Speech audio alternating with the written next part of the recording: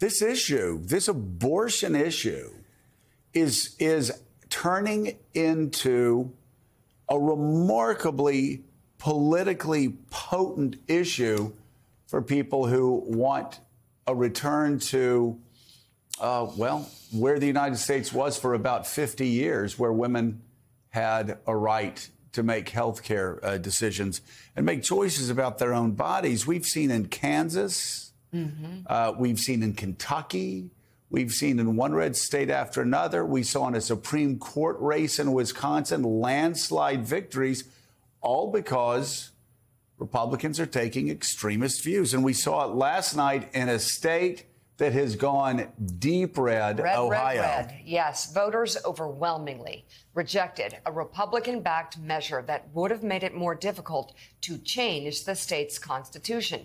More than 3 million people went to the polls in Ohio's special election, voting to defeat Issue 1, which keeps the threshold for passing future constitutional amendments at a simple majority. This is all about abortion. Than 60% supermajority that was proposed. And of course, this is all about abortion because they were going to have a referendum this fall.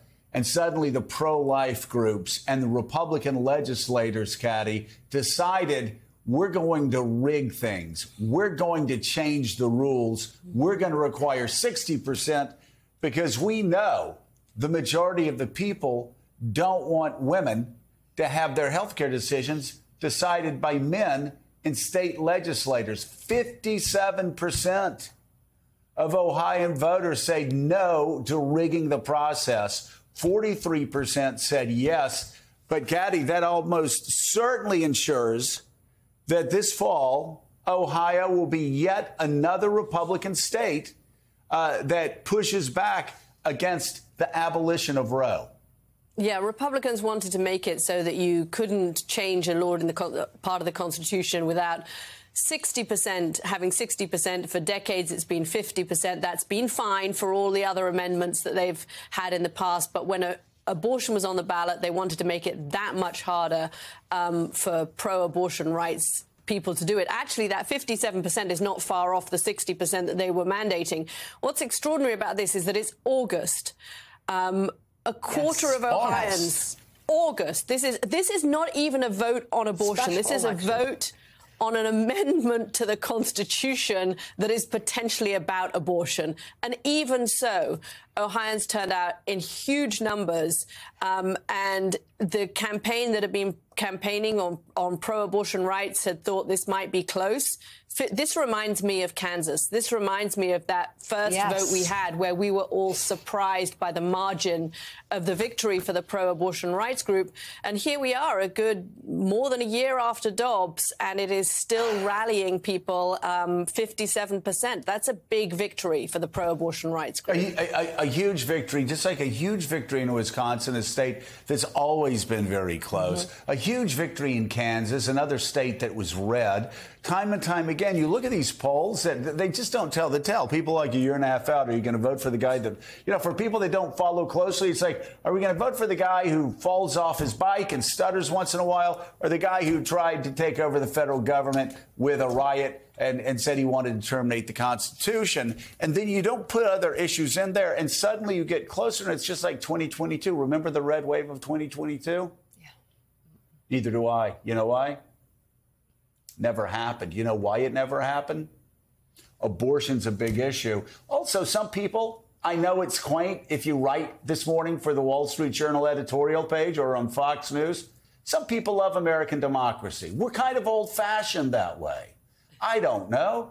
It's worked for us for 240 or so years. We'd like to keep it for another 240 years. So you had abortion and actually American democracy. Yeah. Because Americans aren't as stupid as editorial writers of the Wall Street Journal editorial page over the past week have believed them to be. They see through the lies, they see through the gaslighting, and they decide, hey, this is really troubling what this guy, maybe this guy over here could ride a bike if he wasn't sweating so much. This other guy, he falls off a bike once in a while. But wait a second. He actually believes in the Constitution of the United States. You add that and abortion together. Yeah. And it has been a potent potent political punch in the gut against Republicans who've been trying to take away women's rights. And women's rights. You bring up a good point here, because I think what we're seeing here is that men and women are seeing health care being taken away from their families, from their loved ones. And while it is an issue of a woman's right to choose, it's also an issue of families' health, of a husband watching her husband, his wife have to bleed out because she can't get him the medication she needs for a fetal abnormality. This is an issue now that goes across the board. Right. And men and women understand what has happened over the past few years with rights being taken away. And when you to health care. When you look, Sam Stein, at these numbers, 59% in Kansas, 57% in Ohio, again, red states, a landslide victory in a Supreme Court race up in Wisconsin that the Republicans called the most important race in years. Right. When you see that happening, you don't get to 57, 58, 59% with only the women that went to the Women's March, like in 2017. You don't get there with left-wing activists. You don't get there with women. You get there with women, men, young, old, Thank you. black, white, Hispanic, you name it. This is an issue that cuts across all demographics, and it's shocking to me that the Republicans still have their head buried in the sand on this issue, because another election, I don't know if they know it or not, is coming up next year. Yeah, I mean, to Mika's point, men are involved in the pregnancy. Obviously, we don't carry the burden of the pregnancy, but we know what happens. We're there with our wives.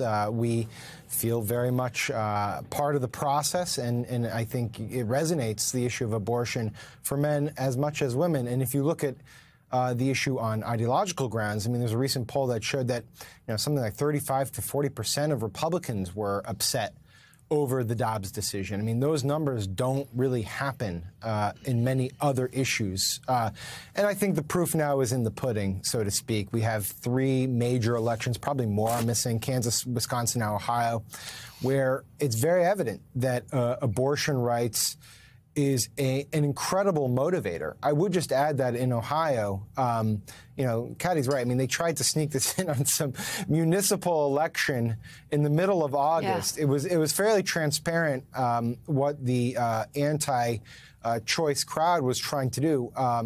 And I think that backfired pretty badly, obviously, with voters who felt like they were just being hoodwinked, who felt like they were being taken advantage of. It's already a bold proposition to ask voters to willingly vote to reduce their ability to change their state's constitution in the future. Right. But to do it in the fashion that they did, that these organizers did, to try to sneak it in a municipal election in August, I think was insulting, frankly, to a lot of Ohioans, and it proved to be insulting by these numbers. Think about Donald Trump's Republican Party. 1, they try to take away a presidential election. 2, they line up in support, and I won't name the editorial page again that does it. They line in support of a fake electors conspiracy plot, right? That their own people knew was unconstitutional, that their own people knew would be overturned by the United States Supreme Court, but they were doing it to confuse the issue and delay a constitutional process. And they wanted to throw out the votes of millions and millions of Americans in 7 states. Then go to Tennessee. Again, more anti-democracy nonsense. They actually kick black members of the Tennessee legislature out because they dare raise their voices. They let the white woman stay in, by the way. That's interesting. Justice blind? I don't know. Republicans certainly aren't blind. If you're a black legislator in Tennessee and you speak up and speak out, they kick you out, right?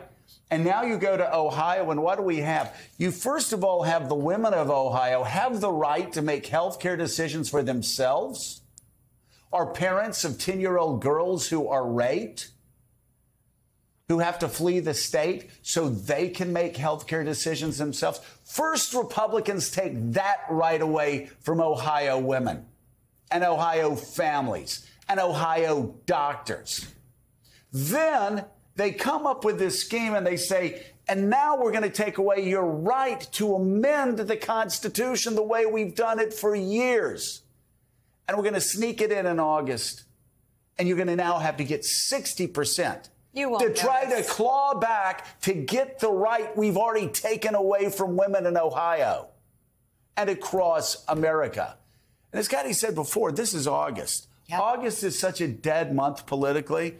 I will tell you, any campaigns, the 4 campaigns I ran, you basically shut down in August. Right. Because everybody's gone. Nobody's focused on anything. They're finishing their vacations or they're getting their kids ready back for school. They're getting ready for the fall. They're getting ready for everything. And as Caddy said, Ohio voters flooded to the polls to tell these anti-democracy Republicans, no. One person, one vote, majority rules in these referendums. You can't change the rules midstream because you want to continue taking away the rights of women to make decisions over their own bodies.